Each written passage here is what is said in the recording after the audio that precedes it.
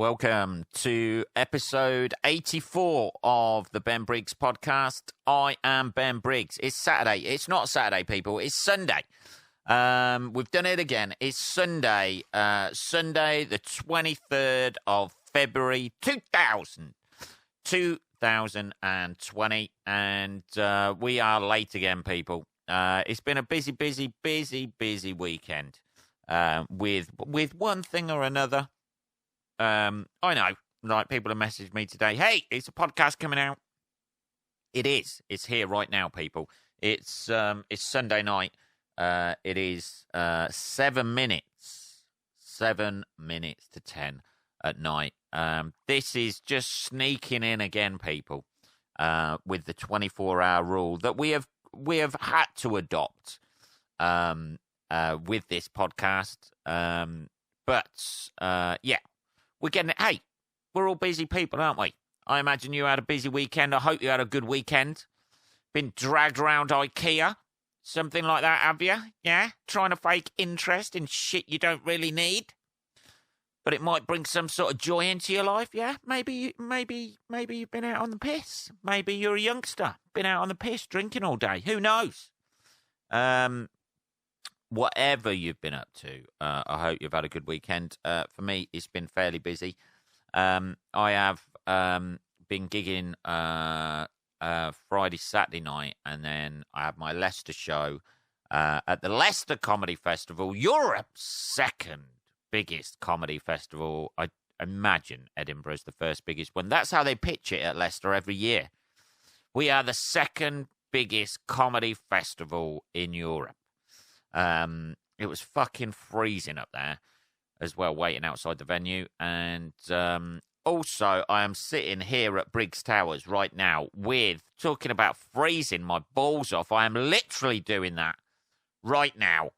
I know this is an image you don't need out there, people, but I am sitting here with a fucking ice pack on my balls. On my balls? On his balls? On my balls, just to try and take the pain away from, I know, it's the hernia, people. It's back. It's back with the pain today, so, which seems to manifest itself within my testicular region. I don't know why that is. It's a thing that happens. I've read about it online. There is major discussions about testicular issues with herniatic. I don't even know if that's a word. With hernias. There's an image for you there, people. Sitting here, ice pack on balls, just chilling them out nicely. All the little swimmers in there, just having a bit of a chill out day. I don't know. So it's been fairly busy weekend this weekend. I've been in Hull Friday and Saturday night. Things, I was going to stay over, but I had to be back and do a few bits. So I've driven up there and back. Last night was quite nice. I got back quite early, but like fucking... the day before, Saturday morning, I got back late, which was a bit of a fucking nightmare. The club itself, though, Hull Comedy Lounge, is a fucking belter. Oh, it's a nice club there. Treat you nice little green room, sort you out with a little drink when you go in there. Can't do enough for you, people. Fridays was a little bit quieter than Saturday. It was still busy, but Saturday was like sold out, I think. Friday was not quite sold out, but it was like fun. There was, you always get it, people, on a Friday. I don't know what it is about a Friday at gigs, and people just go fucking mental. There's certain people who just leave off work and then just get fucking lashed.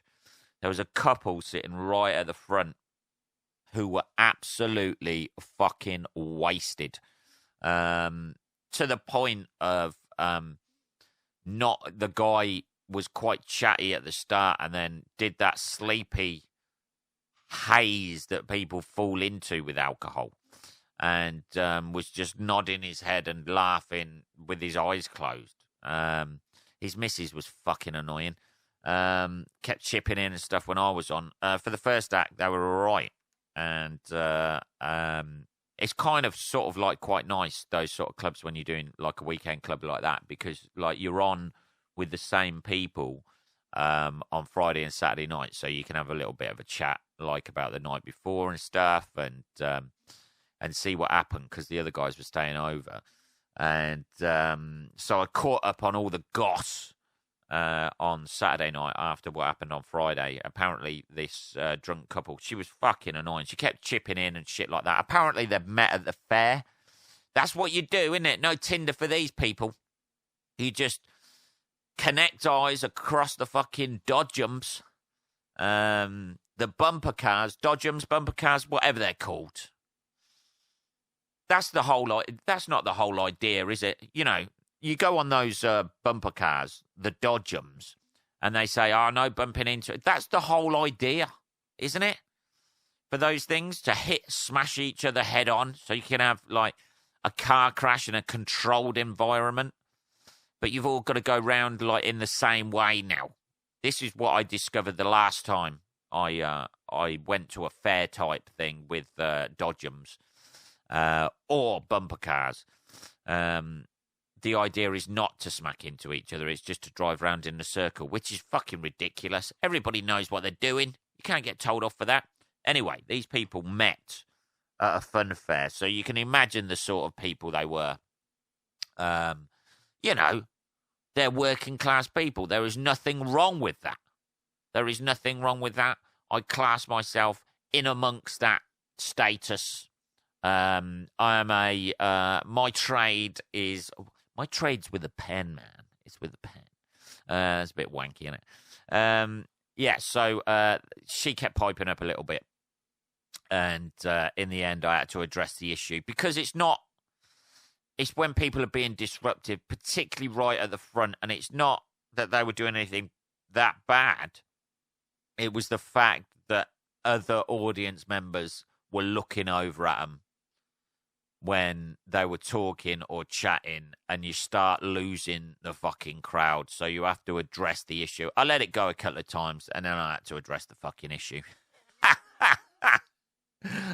And I was a little bit cunty, but there you go. These things happen. I think they said about, I was like, "Oh, you're the couple who met at the fun fair, are you? You met her at the fun fair, did you, mate?" I'd have gone for the fucking goldfish instead. At least you can fucking flush those and get rid of them when they're fucking annoying. You're stuck with that. Or a big fluffy teddy bear or something. You can throw that away. Yeah, so I had to deal with that shit. I went a bit off script, but managed to get it back on track. And the Friday night was nice. The Saturday night was even nicer. It was just a fucking really nice up for it sort of crowd. Quite a few couples in there, quite a few groups as well. So like had a nice diversity to it. Not ethnically, obviously. It's fucking Hull. It was white central. Fuck me, Jesus. I've never been in a comedy club that sold out, and it was just all white people. But it was fucking the journey up there. Jesus Christ, whatever storm we're on now. Who knows what storm we are on? It's something beginning with E, F, G, something like that. They're the next ones, unless this is the tail end of Storm Dennis. Fuck me. The old Blue Bullet was all over the place on the road, getting blown all over the place. It was shivering, people. Shivering. But yeah, going across that bridge up there, fucking hell, I had my foot down to about 60, foot down to the floor, and I was doing 60 tops going downhill. And the old Blue Bullet can do more than that, people. I ain't gonna lie to you. It's a nippy little fucker when it wants to be. Yeah, so Friday, Saturday, that was really nice. Just having like the time just to fuck around a little bit. I had to sit down because obviously I know the hernia situation, which is always a bit weird. It just makes you think as though you're going out to sing a fucking ballad. You know, when like acts like Take That or boy bands, You know, suddenly they do all the fucking dance routines, and then some lackey brings out like 4 stalls for them, and you think, oh, here we go, here's a ballad. That's coming up. Yeah, it feels a little bit like that. Sitting on a stool. You're not as animated. You have to work a little bit harder, to be perfectly honest, because you're just sitting there, you know, like to keep people's attention. You have to work a little bit harder, be a bit more animated as you're sitting down. A few more inflections in there, just to try and, you know, coax some sort of interest out of people rather than fucking flouncing around the stage like some sort of, I don't know, some sort of Liberace. Yeah, it's a bit of an odd dynamic doing that, and it feels a bit awkward. But I've sort of like relaxed into it a little bit now. Not that I'm going to be sitting on a stool a la Dave Allen, but I quite like it now. To be honest, it kind of draws people in as well, which is what I quite like about it. Rather than sort of like being, because of the way I look, like with a skinhead. It's not a political haircut, by the way, just just to make that point. Because of the way I look, it can be a bit like fucking aggressive if people are up close and shit like that, because of the stuff you're talking about. And sitting back seems to sort of like draw people in a little bit more. It's fucking harder starting off like that, I ain't gonna lie. It is a little bit harder. They're a little bit like, I'm not sure about this sit-down guy. I like the guy standing up who was on before. What about this sit-down guy? I'm unsure. But it's yeah, I'm getting used to it, and I'm actually quite liking it, the intimacy of it. And yeah, so I was sitting down all weekend, and then I've done my Leicester show as well this weekend, which was fucking lovely, to be honest. For a show that was highly underprepared, getting there and the venue wasn't open, freezing my fucking nuts, freezing my fucking painful nuts off before it, and then wondering, it's always a bit weird doing a Leicester show. Let's have a little bit of tea, hang on. It's always a little bit weird because I do a free show, and I never know how many people are going to turn up. I don't know why. Other people know if their show is sold out or not sold out or whatever. I have no idea how to fucking find out how many tickets have been reserved. And with a free show as well, obviously nobody's got an investment in it. So you don't know whether people are going to be just like reserve a ticket and not fucking show up, depending on the weather. You don't know whether, you know, those tickets have been reserved for real. Like, I think 1 year or something, some fucking arsehole was going around reserving all the free tickets and just not bothering to turn up. That is a resentful stand-up, that is. That's some sort of resentful stand-up who hasn't got an hour's show, who's just going around reserving tickets for other people's shows so people can't go. I mean, it's a fucking horrible thing to do, but it's fucking funny. It wasn't me, by the way, just to clarify. I know you're thinking, oh, resentful stand-up, Ben. Sounds a little bit like you. Yeah, so that was really nice. For a show that was unprepared and for doing new material straight off the bat, because I thought the other stuff might sort of work. Some stuff that's a little bit older didn't. There was about a 5-minute bit that didn't go as great as I wanted it to. It got laughs and shit, but it wasn't as great as I wanted to. But they were kind of like an older audience. That's what I'm pulling now, people. There was a few of the Slipknotters in. That's what I call them. The old Downloadians, the Download Festival lot, who would, not that they ever saw my performance at Download, but I call them the Downloadians because they're you know, like fucking heavy metal lot. The cool kids, innit? It's the cool kids.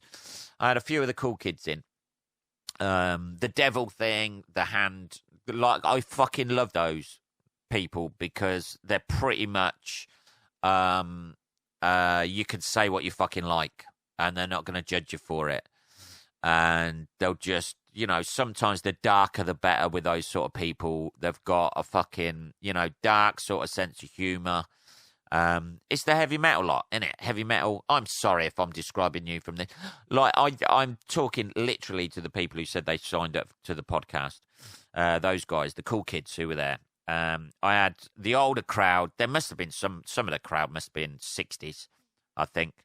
And there was a few youngsters in, and then mainly sort of like middle aged. That's the audience I'm pulling now. In the afternoon, at the Leicester Festival, it's very odd. I said today it's very odd. It was a very odd juxtaposition of gigs I've done this weekend, from doing late night pissheads in Hull, and being fucking brutal with a few of them, to, doing coffee drinking, mainly middle class comedy lovers in fucking Leicester, like a few hours later. And it was very odd. It's an odd mindset. So you have to, because I'm sitting down, because it's sort of like the afternoon and that, you have to, you're not being as brutal and as harsh as you usually would, but you're still trying to sell your material. Not that you're changing at all, you know what I mean? It's just a different fucking vibe of gig. I think if I'd have gone out all guns blazing at my Leicester show, you fucking just alienate people. So you have to just like take it, pace it as well. That's a different thing for doing an hour. And it was exactly an hour that I did. You pace it differently. There's little bits that go up and down. Like you have little breaks. You have a little sip of water. Probably too much water. Being as I was fucking dying for a piss on the way home.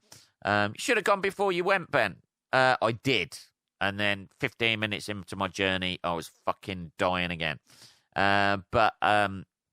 It's very different doing an hour's show to doing a 20 minutes like in a club, and that obviously is 3 times longer, but like you pace it a little bit differently. And because it was a bit of a mishmash of material today, hopping from one subject to the next, you got to try and find links in there, and some certain lines won't go, and then you have to comment on that, and then you bring the audience back in.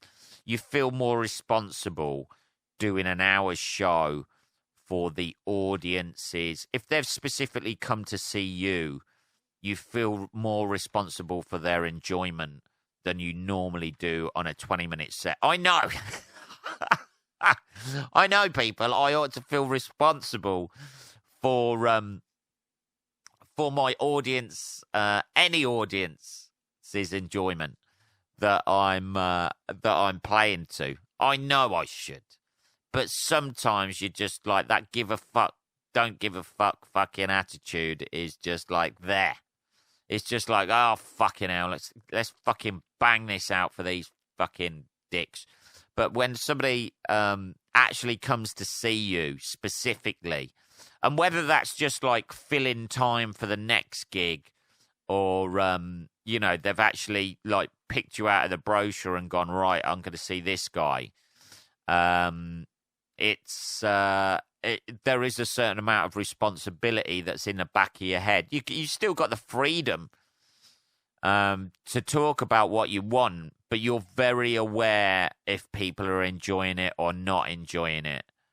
And but in a way that kind of loosens you up, because it makes you a little bit looser with the audience, and you chat a little bit more to the audience, or reference things, or, like just poke fun at them a little bit and just have a little dig at them and stuff, and, and try and keep it a little bit more light, and try and be a little bit maybe more fucking likable, especially, it's different if you're doing a big club. Like if you're doing a sold out show at a 250 seater or something, it's going to be different because people are a lot more anonymous within that audience. But when you're doing a room like the Cookie in Leicester, that's downstairs, it's a cellar, it's quite an intimate sort of like space. So you can see most of the audience. It's dark in there, but you can still see sort of like the faces of the audience and that. And it's a lot more intimate. So you feel like the audience are a lot less anonymous to you. You know, like you're making proper eye contact and referencing things to people. And it's a very different dynamic. You're more aware of trying to make their experience a good one, as well as yours, and as well as getting your material out the way you want to get it out and the way you are on stage. But certain things you will reference, which is an interesting situation to go in, to be in. But it was nice. It was fun. The audience were really lovely. They were really appreciative. I got a nice little bucket at the end, which was really sweet. And I felt a bit bad about the bucket because I always feel a bit weird about doing the bucket speech because you get everybody saying, "Oh, well, it costs a certain amount to put on the show," which it does, but it's all paid for beforehand, isn't it? You know. And I always feel a bit fucking weird about doing that, so I kind of made a little bit of a joke about it, just saying sort of like I don't really care. It's already, you know, it's already paid for. But you sort of like you know, you kind of like want to get your money back at least. You want to do the hour show and get your money back at least. And I think I got about double the money back, which was nice. And I felt a bit bad because one of the guys from the festival did the bucket collection, and I quite like usually standing by the door and thanking people as they come out, and I only got a chance to do that with a few people. It seems a bit shitty. I think next, it just, you come off stage and you got so much going through your fucking head. And limping off stage and then standing at the back, I started talking to somebody. Somebody come over and started talking to me, and you miss people going out. And so if anybody is listening from the show who came to see me, thank you very much for coming out. I'll be out. I'll be on there again next year. Thank you to the cool kids who signed up to the podcast. Hey, man, we're the cool kids. You are the cool kids. One of you wearing a Slipknot t-shirt. I saw that. Yeah, so thanks for coming out. It was really nice, and it was nice to sort of like just do something that was kind of unprepared and get some new material out at the start, because you're all excited about doing the new material, and you want to get it over and done with, and you're excited and get it out there, and it went all right.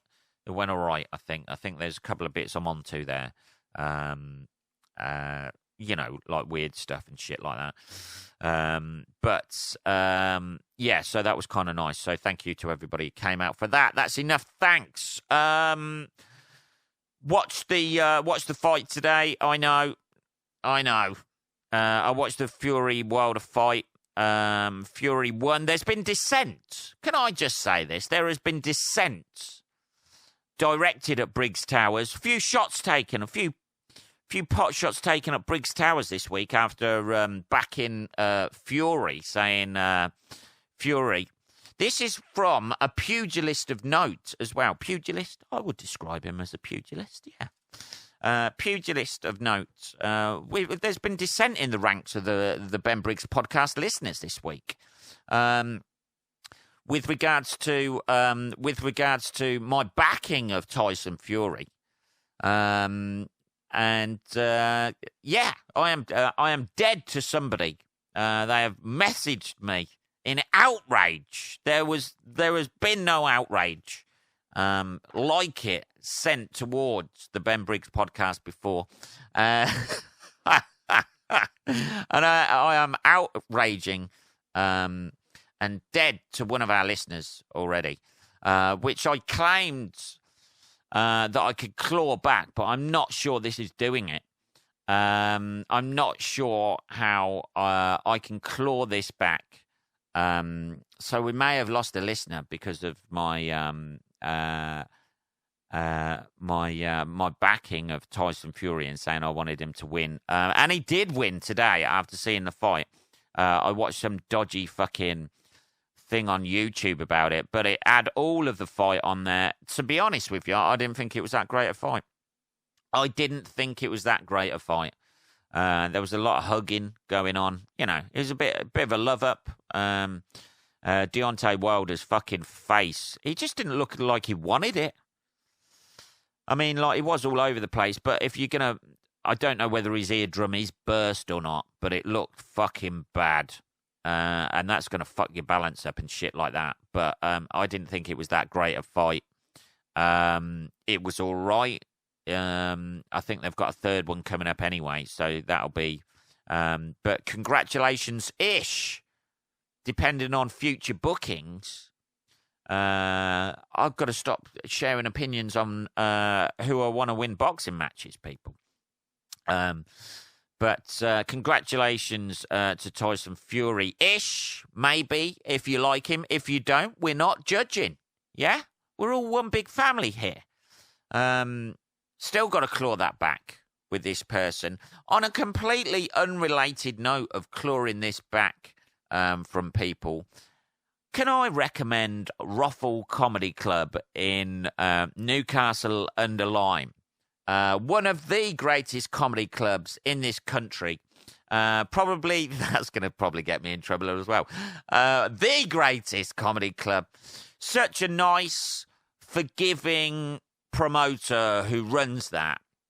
The sort of person who may say something but would instantly forgive you for your choice of sporting winners or people you want to win in sporting events. This is totally unrelated to what I've just been talking about.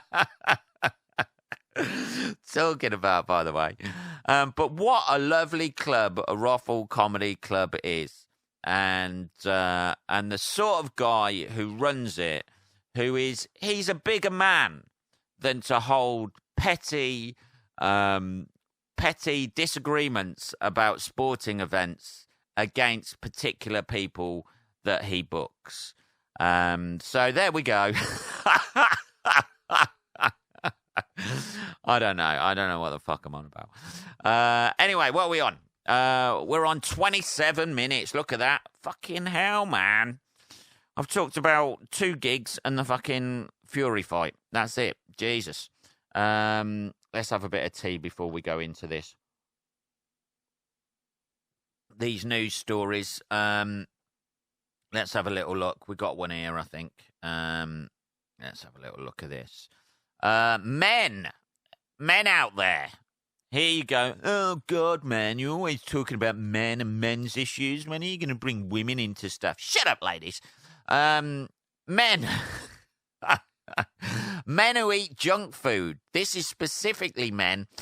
Men, or it should say men or people who associate themselves as being men or see themselves as men.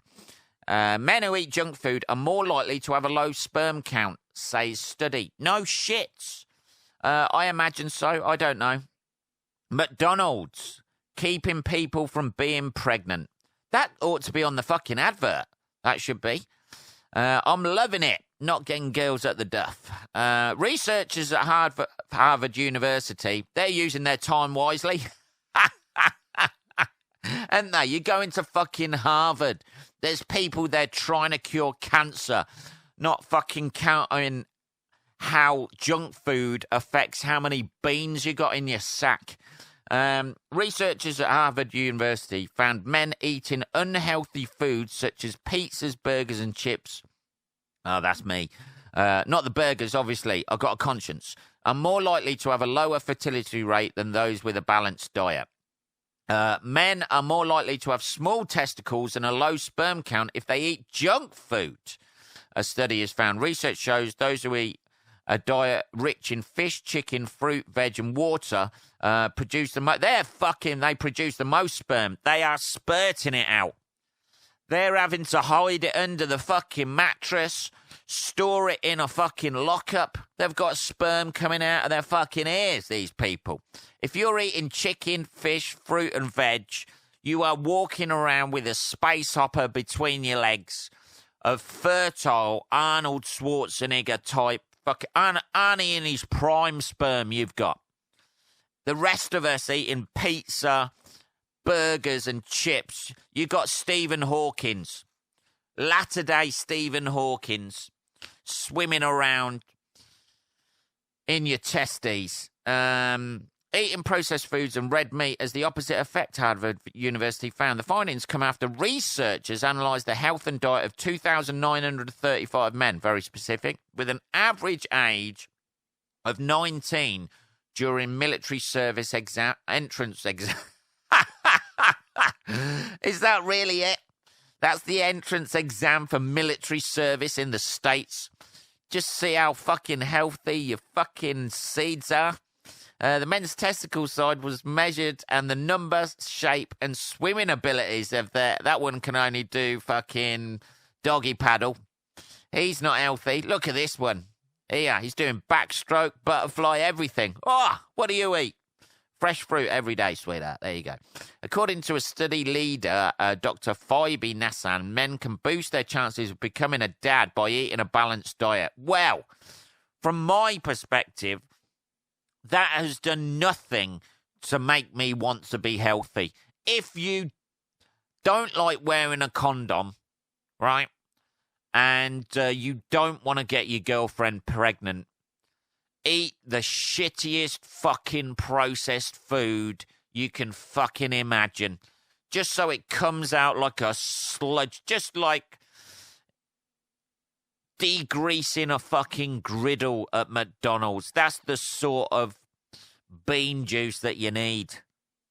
That's what you want to be aiming for. Pizza for breakfast, burger for dinner, and then chips for fucking tea, supper, and fucking a late night snack. That's it. You ain't ever going to be a dad.